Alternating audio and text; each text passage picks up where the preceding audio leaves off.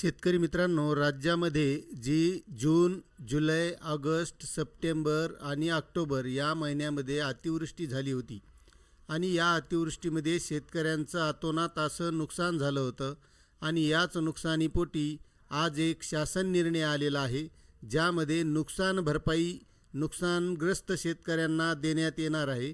तो शासन निर्णय आपल्याला सविस्तर बघायचा आहे।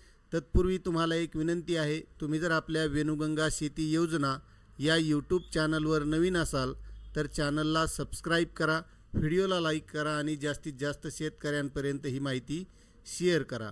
तर शेतकरी मित्रांनो, राज्यात अहिल्यानगर जिल्ह्यात माहे सप्टेंबरमध्ये सततचा पाऊस यामुळे झालेल्या शेती पिकांच्या नुकसानीपोटी बाधितांना मदत देण्याबाबत असा हा शासन निर्णय 31 डिसेंबर 2025 रोजी निर्गमित झालेला आहे। अतिवृष्टी, पूर, चक्रीवादळ अशा ज्या काही नैसर्गिक आपत्तीमध्ये नुकसान होत असतं, त्यामध्ये शेतकऱ्यांना पुढील हंगामामध्ये उपयोगी पडावे याकरिता जे काही निविष्ठ अनुदान असतं ते देण्यात येतं। तर त्यामध्ये अवेळी पाऊस असेल, अतिवृष्टी असेल, वीज कोसळणं असेल, समुद्राचं उधाण असेल, आकस्मिक आग असेल, यासाठी ही मदत देण्यात येत आहे।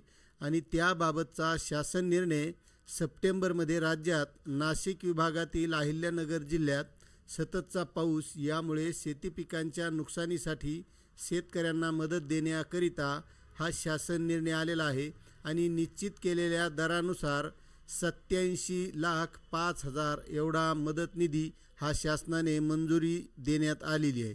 आता हा अहिल्यानगर जिल्ह्यातील शेतकऱ्यांना वितरित केला जाणार आहे आणि तो DBTच्या माध्यमातून म्हणजे डायरेक्ट बेनिफिट ट्रान्सफर, ज्या शेतकऱ्यांनी फार्मर डिजिटल ID काढलेला असेल, KYC झालेली असेल, अशा शेतकऱ्यांच्या खात्यामध्ये येणार आहे।